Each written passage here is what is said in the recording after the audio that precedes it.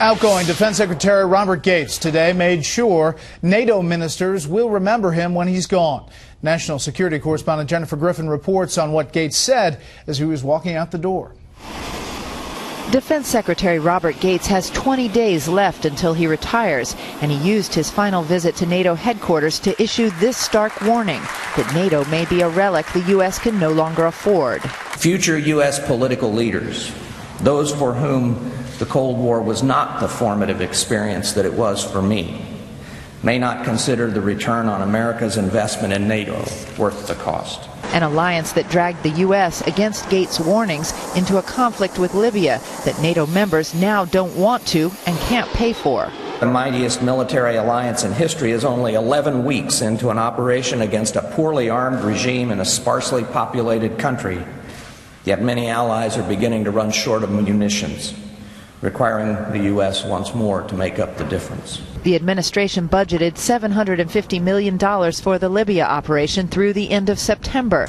But now Defense Department officials say that it will cost U.S. taxpayers at least $100 million more, and that is presuming the Libyan military operation doesn't drag on past September. If you told the American taxpayers, as I just did, that they're bearing 75% of the financial burden of the alliance, this is going to raise eyebrows. Gates said publicly what he has said privately for 4 years about NATO's contribution in Afghanistan.